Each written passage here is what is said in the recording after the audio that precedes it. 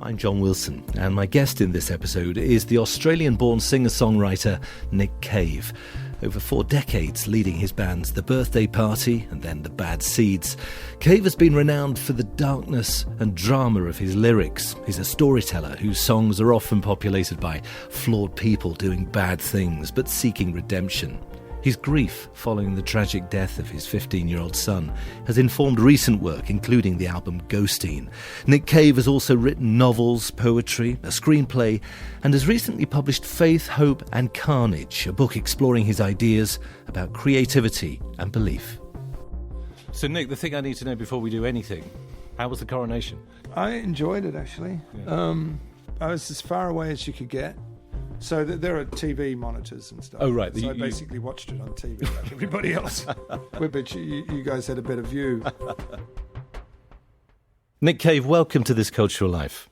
Lovely to be here. You were born and spent your early childhood in Wangaratta in southeastern Australia, and born in 1957. I was born in Warwick-Nabil, actually. No, right, but grew up in Wangaratta. But grew up in Wangaratta, yeah. The Warwick-Nabil contingent would kill me if you said I was born in Wangaratta. And what was home life like?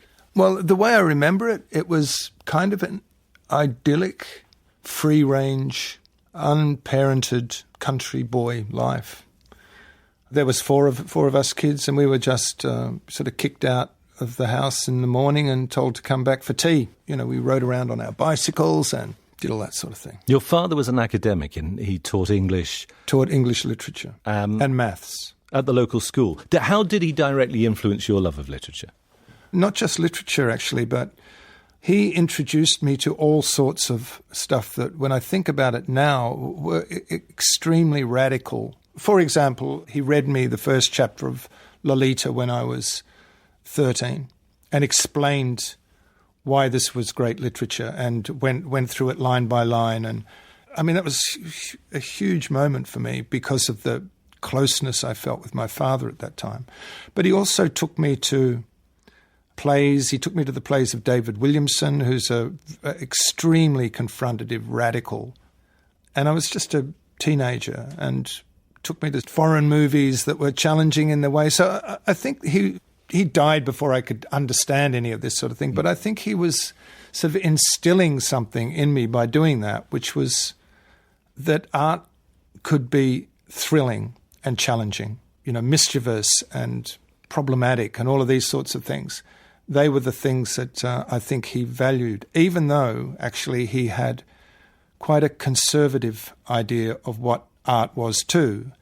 You know, he had a hierarchy where the poetry of Shakespeare were at the top, and you needed to know that stuff.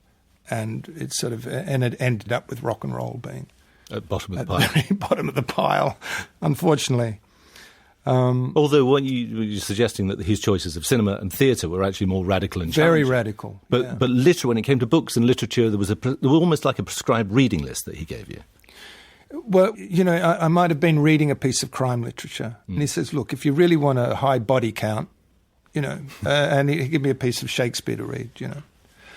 I was in some way his project and was hugely influenced by him in that respect. There were 3 siblings, but it was you in particular. I felt that, but maybe they were all got a bit of it. But certainly we vied for his attention to some degree. He was a big, gestural, sort of arty human being, and we all wanted to be a piece of him, you know. Your mother was also a school librarian. She was the librarian, yeah. So what was her influence? She was stoic, decent, civil human being, and she instilled in us a kind of fairness about things, I would say. I mean, in the end, I think I owe more to my mother on some level about how to behave in the world. I didn't know that when I was younger, but I've sort of grown into my mother a little bit as I've gotten older. Well, I was going to say somebody who had a reputation for behaving badly in your younger years, to an extent. I mean, what do you say there was a kind of a moral compass that she... She did, yeah. And also that she loved me unconditionally, and it didn't matter how bad the things that I did or how obviously I was in the wrong, she always took my side. So if I was arrested for something, which I frequently was, it would always be those bloody cops, that kind of thing, even though it was obviously that I was the problem. You were the wayward youth, but you were her son. Did she encourage your creativity in the way that your dad was doing? She did until I went to art school, and then she thought that art school had kind of perverted me, and my beautiful paintings that I did at school turned into these kind of postmodern atrocities, and she was probably right, to be honest. And I failed art school, so she probably had a point. And did she have a similar attitude to some of the more garish imagery, and particularly some of the early songs that you were writing with the birthday party? I think she just worried deeply about me in general. She wasn't so concerned about my creativity, but just whether I would stay alive, generally terrified of my lifestyle. But she came to visit me when I moved to London, and she came to visit me in London, and we were getting a few gigs with the birthday party, and I was on a train and reading the NME, and she saw an ad in the paper for the birthday party, and the kind of look of joy and relief on her face that I actually was doing something that may amount to something was palpable. Did she saw that? Oh, yeah, she saw everything. She went to every concert she could, and sat through many, many versions of Stagger Lee. It was back in 32 when times were hard. He had a deck of cards. She had the same attitude to that song as she had to when you were arrested by the police? No, she loved all the work. She didn't like the book Bunny Munro.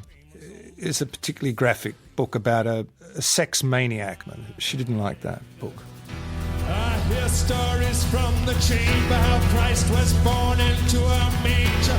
Like some arrogant stranger, he died upon the cross. And might I say it seems so fitting. In his way he was a carpenter by trade. Or at least that's what I'm told. So many of your songs over the years have been steeped in religious imagery, biblical imagery. Did you go to church as a kid? Yeah, I was in the cathedral choir for 3 years, and that also had a massive influence. Or I don't know if it ignited something in me, an interest, or that the interest was weirdly there. I had an uncommon attachment to religious matters, especially the figure of Christ. He just always fascinated me. As a kid, I used to like the biblical stories. I used to be genuinely intrigued by them. And so church choir was your first musical experience as well? Yeah, and it didn't do much for my confidence, I would say, because I have famously certain issues with intonation and such things, which has gotten better, weirdly enough. But well, you mean you're singing the way you... I would sing out of tune. Right. Which is, if you're a singer, not such a good thing. When you're in the choir, you get solos and that sort of thing, which I never got. I started to notice after a while that there were these little kids coming in and sort of rising up the ranks and passing me by.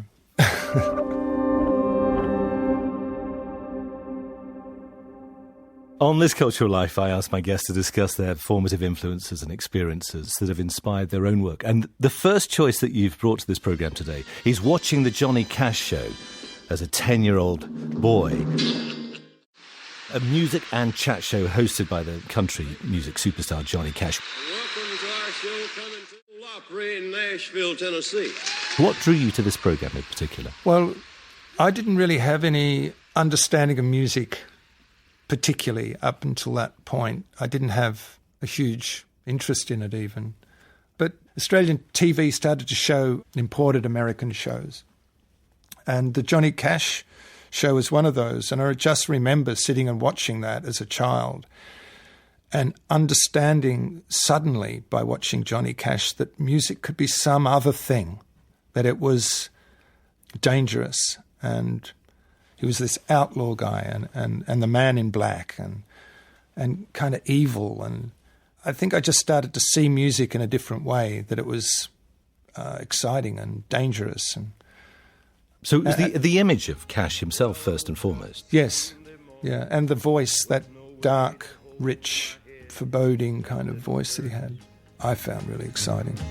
And the beer I had for breakfast wasn't bad, so I had through my clothes and found my cleanest dirty shirt.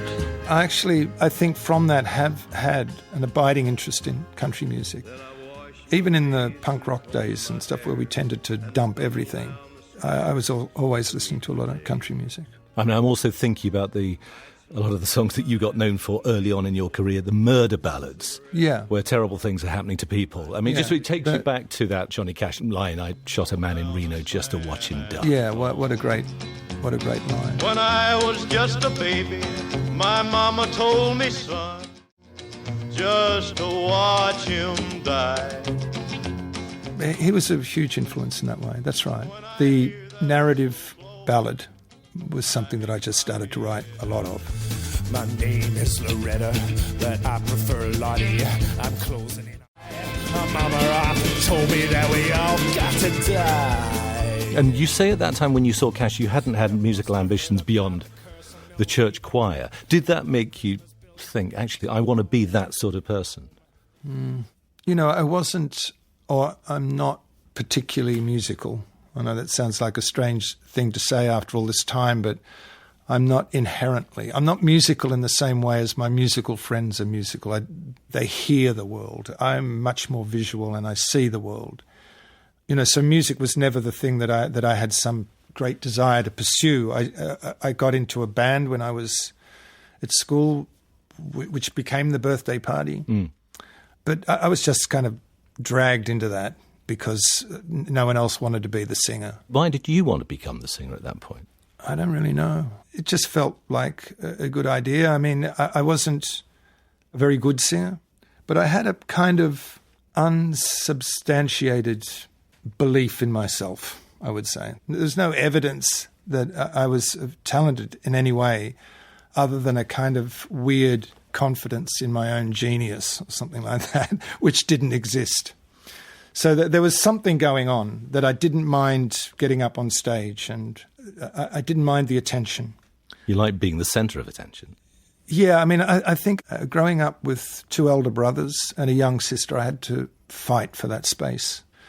And I found that I could get attention through behaving badly. On and off stage? Yeah, it's a common thing. And all things either good or ungood. And the mercy seat is waiting. And I think my for an eye and a tooth for a tooth. And anyway, I told the truth. One of the final albums made by Johnny Cash with the producer Rick Rubin featured a cover of your song, The Mercy Seat, about the condemned prisoner about to face death in the electric chair. What did you think when you heard his interpretation of your song? Oh, I was thrilled, really. I thought an extraordinary version of it. I think in Johnny's version, the guy's innocent, which is much more Johnny Cash-like. My guy is obviously guilty. It's got a different sort of philosophical flavour. For him to have been an early hero of yours, to be singing your song. And to do a beautiful version of it was something. And some years, I think a couple of years later on, possibly the final album that Johnny Cash ever recorded, you did a song together. You did I'm So Lonesome I Could Cry. Yeah. Which is a Hank Williams song. Yeah, that's right. Hear that lonesome winds too blue to fly.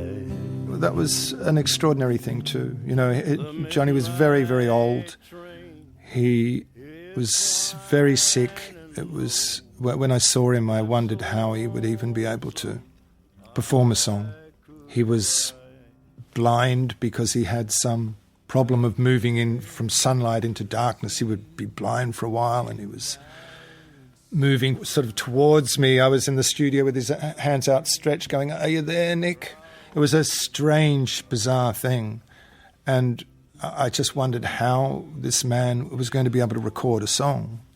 And it was one of those times where you see the spirit of music rejuvenate somebody, and he's just started to perform this song and just came alive. And daunting for you to be singing with him? Oh, yeah. I was terrified. I hadn't slept the night before because I was so worried about my voice, that I wasn't going to be able to sit next to this great voice that I'd listened to all my life comfortably without sounding unbelievably diminished. And And not only that I would sing out of tune. I was really worried about that. And we performed the song, and Rick Rubin says, look, we've got to do that again. And I said, I'm flat, right, Rick? And he goes, no, Johnny's flat. And I was like, yes! And Johnny's like, yeah, I was a little bit off there, Nick. I'm like... But, you know, these are the days, and you don't have them often. They can't be taken away and mean a huge amount. Your next choice for this cultural life is seeing Barry Humphries performing his Dame Edna Everage show in Melbourne in the early 1970s when you were 15. But don't be intimidated by... Why have you chosen this performance? I chose that for a couple of reasons. One, he's recently died, and he was a hero of mine. And once again, my father took me to this. And I don't know if you've ever seen one of Dame Edna's shows, but they are extremely politically incorrect and offensive on every possible level. And she just lets loose. And it's mostly a satirising of a particular Australianness, which I think Australia outlived, and maybe Barry started to grate, I think, to some Australians after a while. But it was so thrilling.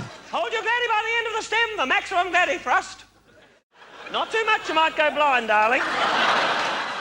It was these sorts of people, for me, growing up, that were my great inspiration, particularly a group of Australians from his generation that were just troublemakers and that stirred the cultural pot, that were social irritants. Like who?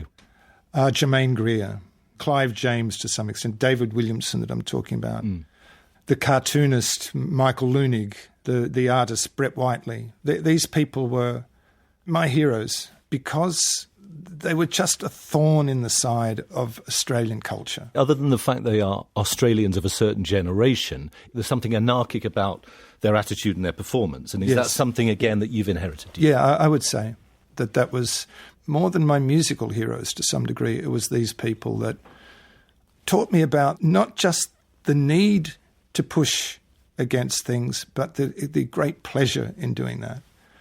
I got to know Barry a little bit. He'd gone through a similar thing when I was in my first rehab, and he was a recovering alcoholic.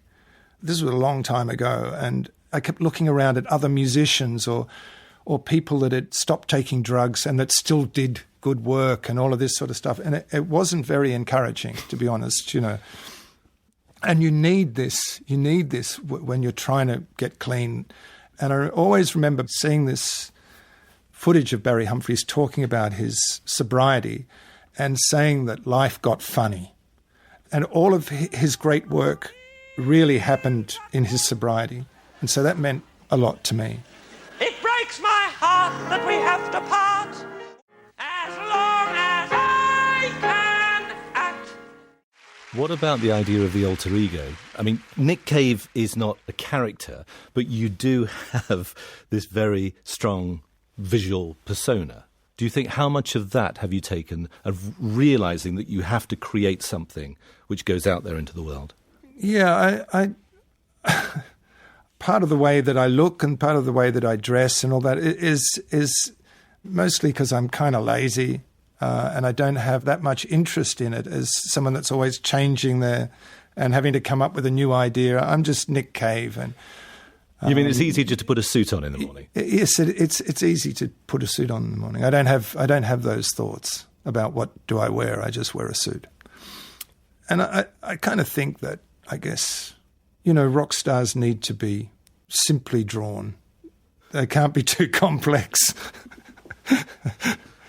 Take me back to seeing Barry Humphries at 15. It was around then that you're working out your place in the world, I guess, and you went to art school soon after that. That's right, yeah. Where, as you mentioned, you studied painting. What was the work like then? You've sort of alluded to it before. What sort of paintings? Yeah. I did figurative art that was narrative. It was deliberately, perversely, self-consciously bad. It was ugly. Violent? Yeah, there was violent imagery, dumb sexual stuff. The thing about art school for me wasn't really what I did, was who I met. I just fell in with a bunch of actual artists coming out of an all-boys school where the other students, they were highly suspicious of anybody being involved in art.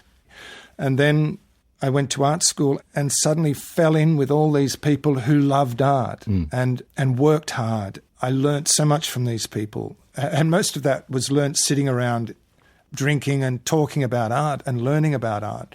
And I happened to be in a band, but I wanted to be a painter. I wasn't very good at that either. And so the band just kept going, and then I failed art school and carried on with the band, and the band took off a bit.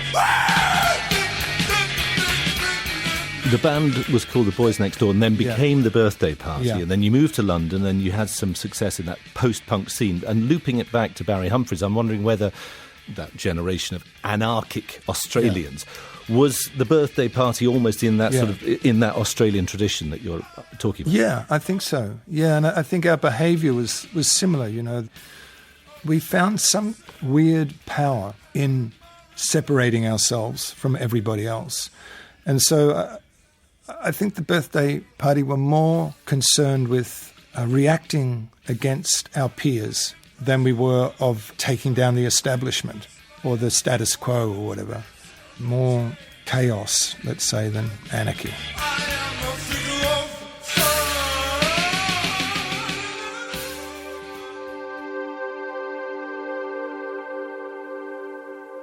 The next formative influence that you've chosen for this programme is the work of the Canadian poet and songwriter Leonard Cohen. When did you first hear him? That was back in Wangaratta, and I was 15 or something like that. The sister of my best friend told me to come over. I found this thing, you've got to hear it. And she played me Leonard Cohen's Songs of Love and Hate. It's 4 a.m, the end of the... If you're better, New York is cold. I just heard this incredible voice, these incredible words. And I think that was probably when I first thought maybe I could do something like this. Something within his voice chimed with a feeling that I always had inside of me, a kind of melancholy that was always at odds with the Australian country town that I grew up in. I always had this sort of weird feeling, and Leonard Cohen's voice seemed to sum it up.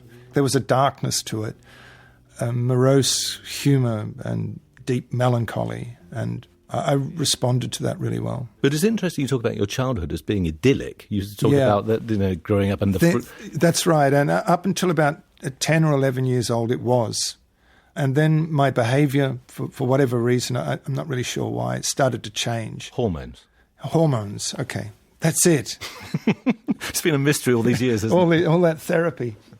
No, hormones. Something happened, and I just needed to get out of Wangaratta. I felt that there was something else out there. Eventually got kicked out of the high school, and my parents sent me to Melbourne. Songs of Love and Hate was the that album. Particular record. Yeah. What particular songs did you hear? The first song I heard, which is Avalanche, I couldn't believe what I was hearing. I stepped into an avalanche. It covered up my soul. As a young boy, you know, I stepped into an avalanche and it covered up my soul, and I was just like, what? You know, and that line to this day brings the hair up on my skin. I don't know if this has happened to you, but there are times when, well, it's something where the sort of gears of your heart or whatever just shift in a way that things are just different from then on. You're just not the same anymore, and there's no going back. And music is extremely powerful in that respect. I believe it can change the course of your life, and I believe that as a musician I have a responsibility in that respect to honour the art form itself and understand the power that it actually has and use it in the right way. Like a bird on the wing, midnight choir. And you talk about hearing Leonard Cohen's voice and the darkness there, and something about the timbre and the tone of his voice. Was he an influence on the way that you presented, the way that you sang or wrote songs? Yeah, probably.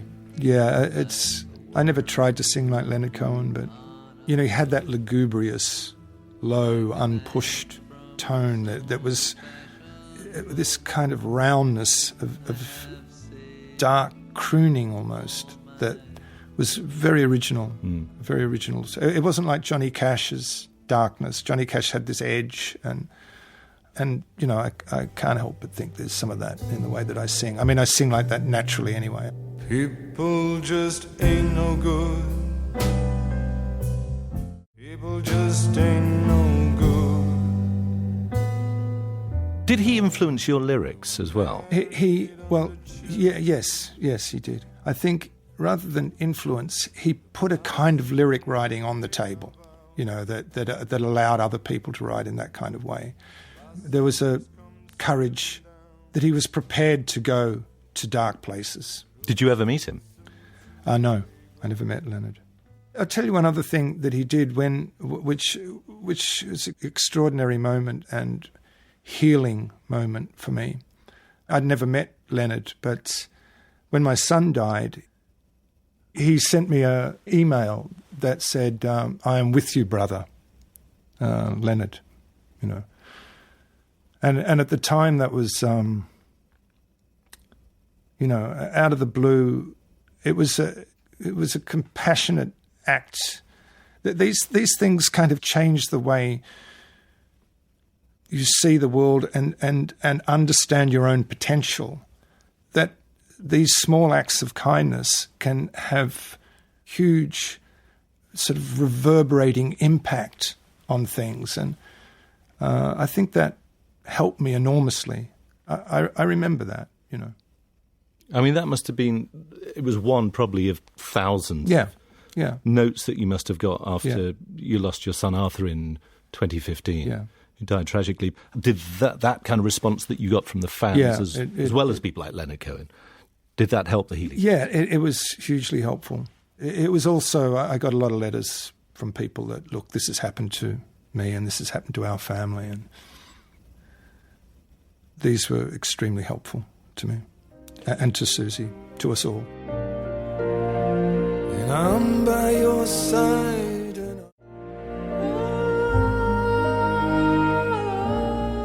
In terms of songwriting, which I think has changed, particularly in the last couple of albums, Ghosteen and Carnage, that seem to be not written along the same way that you've written down the years. They're less conventional. But is there a particular environment, a time of day, a state of mind that you have to go into when you are starting either a new album or a set of songs? Yeah, I start writing at 9 o'clock in the morning and finish at 5:30 and have a lunch break.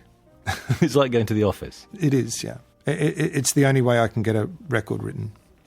The last thing I want to do on any day is try and write a song. It's not fun.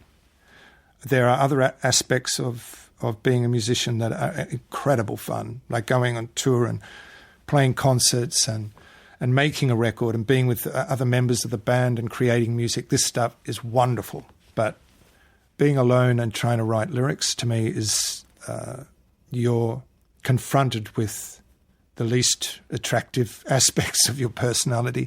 And you're also confronted weirdly with your own mediocrity, because most of the stuff you write's bad. And occasionally there are these things that just sort of shine that bit brighter than the dross around it.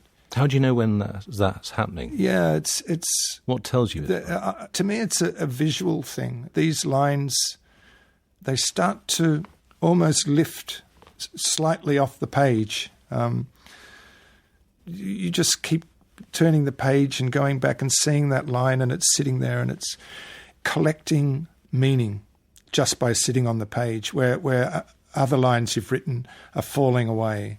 And has the process of songwriting itself changed, do you think, over the years? Not really. It just gets a bit harder. When you're young, you don't understand the ramifications of what you do. So you just write stuff and it's a bit of a laugh and this is great and whatever. And that's what makes young people's records so wonderful, to be honest. As you get older, I find that sense of play can dissipate because life becomes a serious matter, to quote Auden. So the lyrics become kind of weighted down, and that's not good. you don't want your words to be like that. And a lot of Bad Seeds music, especially mid-period, they're heavy lyrics, and I don't like those lyrics. You need to sort of reinvent the playfulness of the creative process each time, and I think that gets harder as you get older. Your next choice for This Cultural Life, Nick, is meeting your wife Susie in 1997. In the note that you sent us, it says, the true influence of fortuitousness and contingency on the artistic process. What did you mean by that? I must have had too many coffees when I wrote that. I guess what I'm trying to say is that the things that I find that really do influence me are not so much other creatives, but things that happen in life. And certainly meeting my wife and having children and some of my children dying, and these sorts of events are the radical engines of my creativity. And that's the accidental nature of life. And so you can't really predict the trajectory of one's work because things keep happening. And I think what is the reason why I continue to make records and they continue to be different and new sounding is that I'm interested in the ordinary things that happen in my life. They may be terrible things, but they are essentially the things that happen to us all. Life and death and marriage and all these different sorts of things.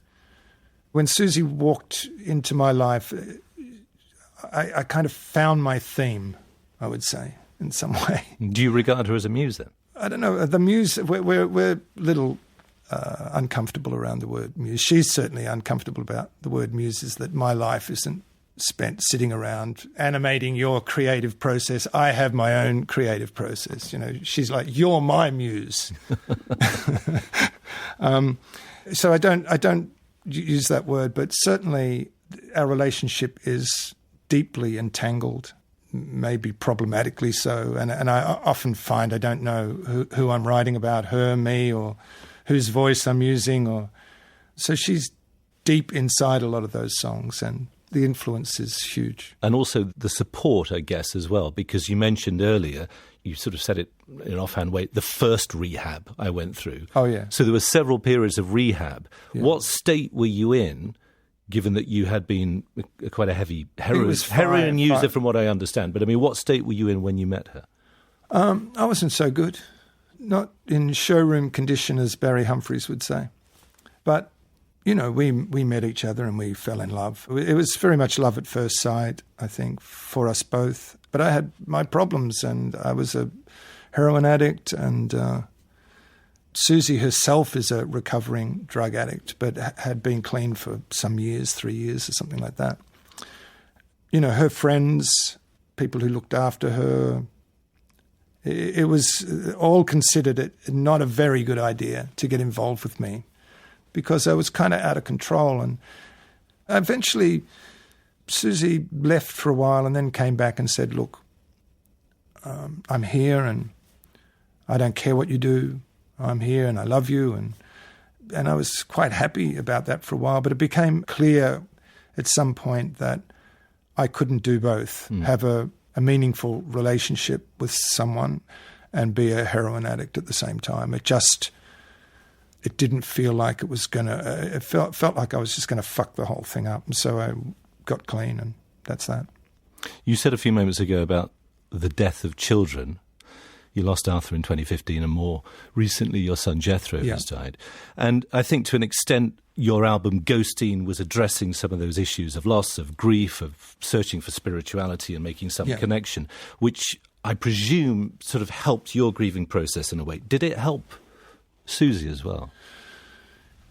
You know, Susie's reserved, shy individual, and so to have our life dragged into the limelight in that kind of way, because I had a different approach to the grieving process, I think she probably found difficult to some degree. But she also saw its benefits, I think.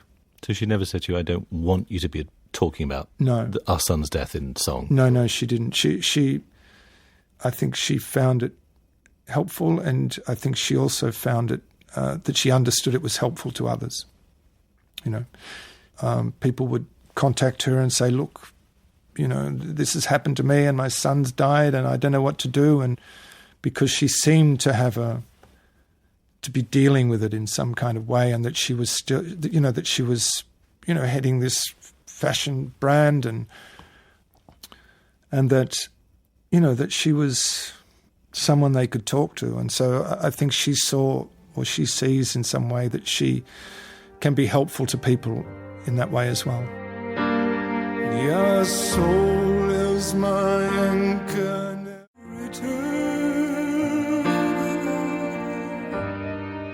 There's always been religious imagery in your songs, but I think arguably on Ghosteen in particular, there is this kind of sort of layer of spirituality which is going on more than probably any of your work. Has your faith deepened, do you think? Yeah. I would say the idea of God is a kind of general direction my life has always been taken, whether we can agree on whether God exists or not. I just feel I move more and more in that direction. I think I always have been on that road, and I guess these days I make more practical attempts to sort of bring together the fragmented spiritual thoughts that are in my mind into some systemized way, which means I try to go to church and some of these things. But I'm skeptical too, I would say. And you've always been known for those sort of narrative-driven, character-based songs. Do you think the songs now are more directly personal? Oh, they're always personal, yeah. Even when there are characters used, I can't stand back from the characters, even the terrible characters that I've written about. I'm implicated. I wrote them up, and I feel like they are part of me. You chose Johnny Cash and Leonard Cohen as major influences in this programme, both of whom recorded very powerful final albums in old age, where you can hear the age and wisdom possibly, and the frailty. Is that something that you can see yourself heading towards eventually, or is retirement an option? Seeing I'm working office hours, I should be able to retire, right? I don't mind the idea of a retirement. And I often talk to Susie about, because it's difficult sometimes, all this stuff, and at times it's extremely intense to be in my business. And let's say I'm on tour. The amount of times that you have to look in the mirror when you're on tour, just to be in the presence of yourself, it's kind of nauseating. And after a while, you just want to be able to back off, with the whole Nick Cave thing, and just sort of disappear in some way. Well, that's what I was getting at earlier in terms of that image. I mean, you could stop wearing the suit, stop dyeing your hair, you could just be a totally different person. Allegedly dyeing my hair. Oh, right, sorry, yeah. Well, I'm not sure that's possible, and I don't feel, I feel that I just am this, whatever it is, this creation, if that's what it is. This sort of desire to just step back from the public eye is immense sometimes. But I do feel a duty, I would say, to my audience and to my craft to continue for as long as it feels like I'm doing something of value. If you're just starting to make a lot of bad records, maybe it's time to do something else. But I don't feel I'm doing that. I feel proud of all my records, but I feel particularly proud, I think, of the last albums that I've made. So there's a few years left in this game. I hope so, yeah. Nick Cave, thank you so much for sharing your cultural life. Thank you very much. I enjoyed myself. Thanks.